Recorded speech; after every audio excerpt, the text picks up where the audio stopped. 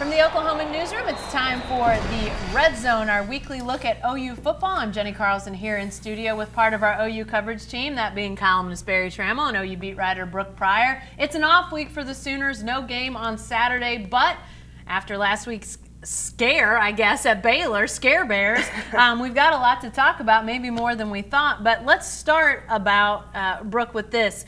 As the Sooners are in this off week, not pointing towards a game this weekend, what's at the top of their to-do list, their to-fix list after what we saw a week ago? You know, Jenny, I think for OU, the problems that they have in the secondary are obviously toward the top of that list. You saw them getting burned against Baylor time and time again. But I think the biggest thing is an attitude adjustment. And that's not to say that, you know, they're surly or anything like that. Not the kind of attitude adjustment that your mom tells you you need when you're younger.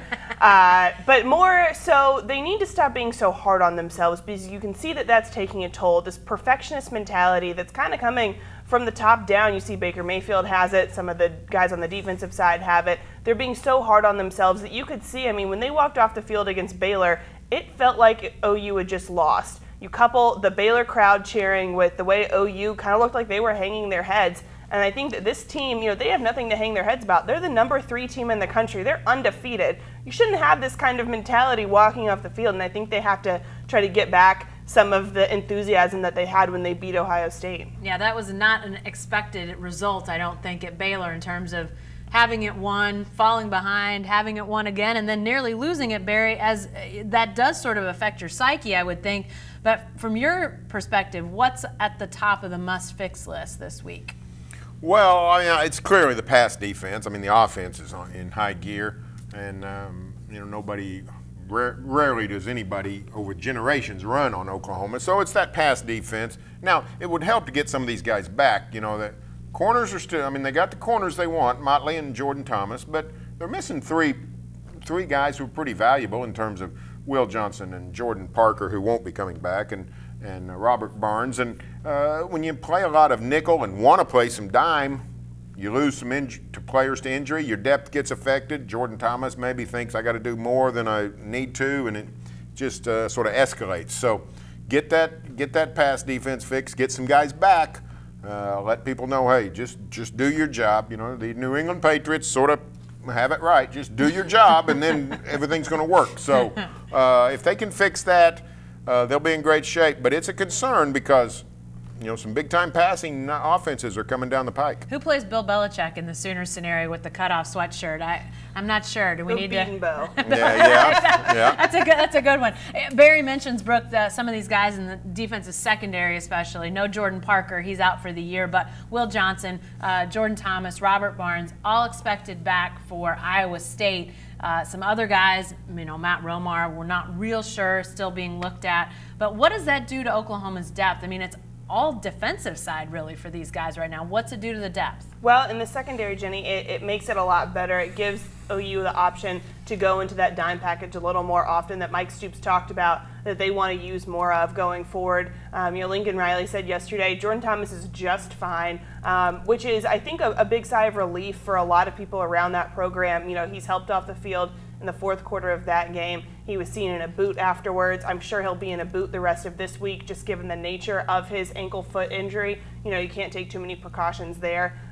Also expected back, like you said, Robert Barnes. Having that depth now at safety, along with that, Will Johnson also expected to be back. And I think that one is a little bit of a surprise, just given his history with concussions. So I'm sure he's going to want to be careful. The coaching staff is going to want to be careful about how they bring him back. But that depth there really helps out OU on the back end. Then when you see Matt Romar kind of questionable, that's a little bit of a cause for concern. But they're getting guys like, I mean, Amani Bledsoe has been playing, or will be playing, against Iowa State. He's been out, was suspended for a year from the NCAA after he failed a drug test.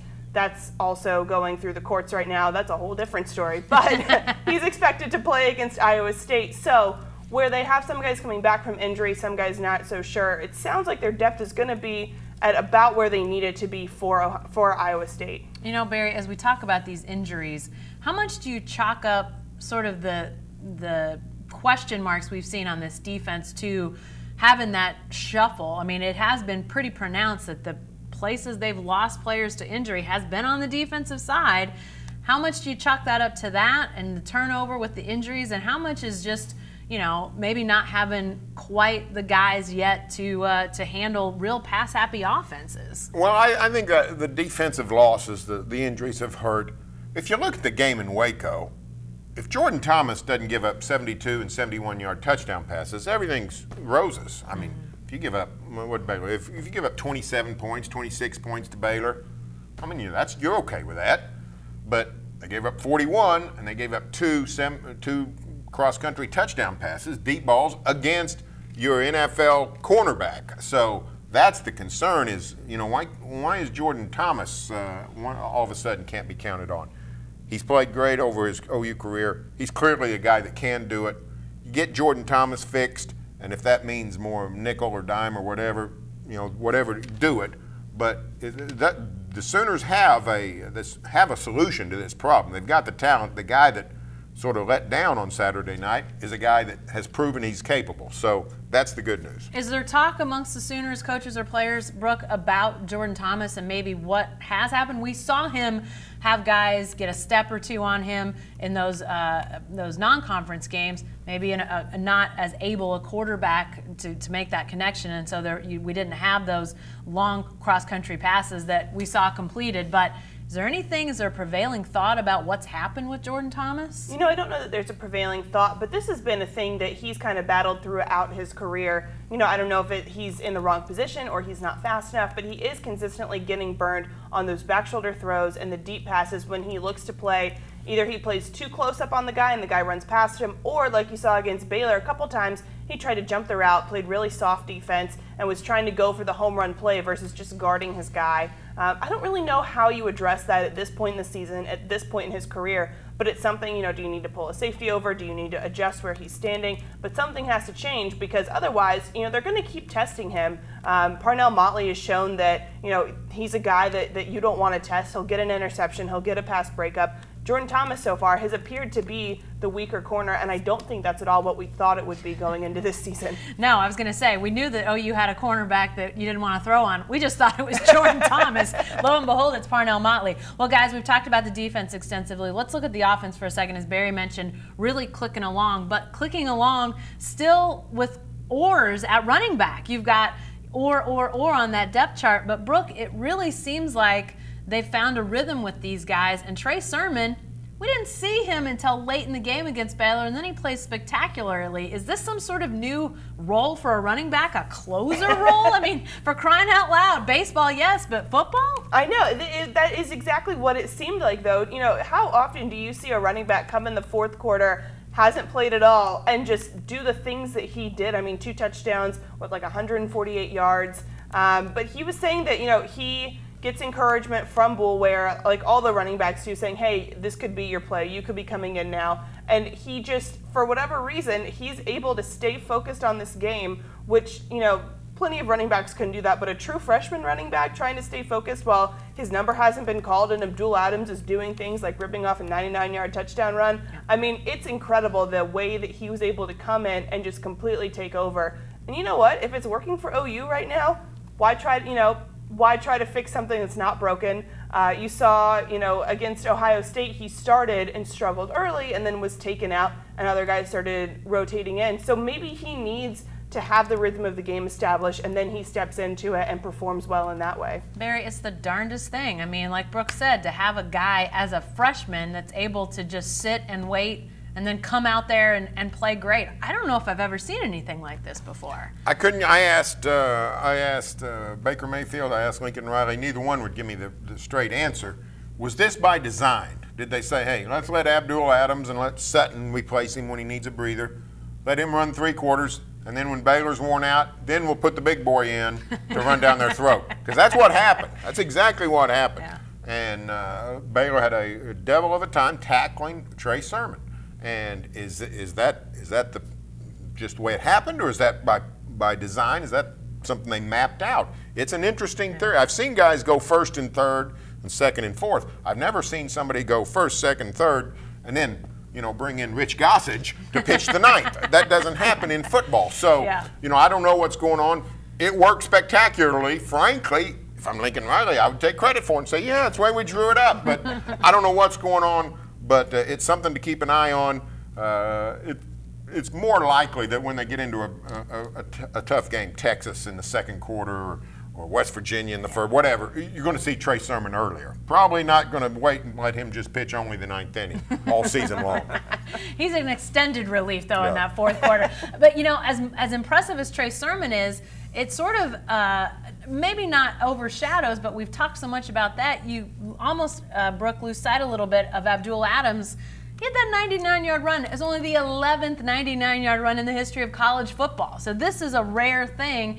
He continues to improve. What have you been most impressed with in terms of Abdul Adams? You know, I think for Abdul, he was someone who last year was very much overshadowed by Samaje Perine and Joe Mixon. If he got in, it was garbage time, you know, and sometimes when he did get in, it wasn't great. There was nothing really flashy about him. And then he fumbled, you know, against Ohio State and was taken out. So you kind of wondered, you know, they've talked about how much this guy's improved and he's doing good things, and he'd take a step back. But this Baylor game, he didn't really take any of those steps back, and instead he took, you know, 99 yards worth of steps forward in just one play. I think the most impressive thing about that run was his closing speed there. I mean, Lincoln Riley said a year ago, that's not something that Abdul Adams could have done. Either, you know, the guys would have been closer on him and he still would have scored the touchdown, but the trailers would have been right up on him, or maybe, maybe he fades and gets tackled, pulled down from behind. That's something that, you know, would have happened a year ago. But you can see the offseason work and the work that he put in after practice, just in his ability to finish that run off.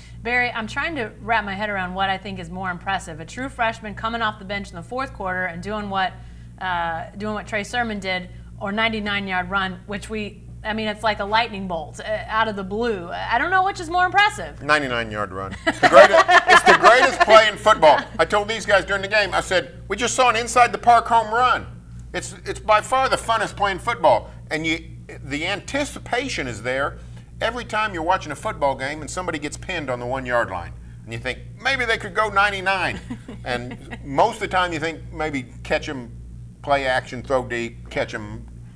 Sooners just ran it right off tackle, and there he goes. And it's an incredible play, and the great thing about it is it takes so long. You know, it took 10, 12 seconds, so you can think about it and process it. It doesn't happen so quickly that you don't know what you're seeing. You can actually, around the 50-yard line, you get the realization, we're watching a 99-yard run. So it's the best play in football. It's a great thing. Now, you don't like it to happen to you. You know, John Blake, his teams once gave up a 99-yard pass in one season, and the next season gave up a 99-yard run. Back-to-back years, sort of embodied the Blake era, but now the Sooners have turned the table. They're the ones producing the 99-yard plays. Your buddy Ryan Aber was in here with me earlier in the week, guys. He wrote about the 99-yard run actually in the Tuesday Oklahoman, and we talked about that and how weird it was to have the scenario set up off a kickoff. Lots of times you see a punt downed at the 1. Rarely do you see a kickoff start at the 1. So it went from near disaster to 99 yards.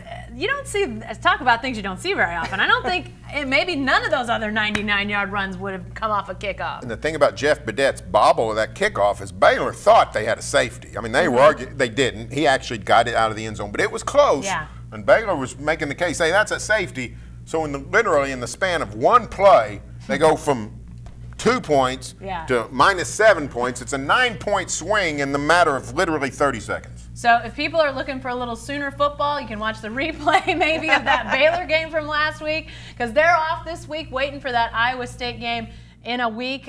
It's at home in Norman. We'll be talking about that and a lot of other things next week as we gear up for continual Big 12 play. Be sure to stay with the best coverage team anywhere at newsok.com and every day in the Oklahoman.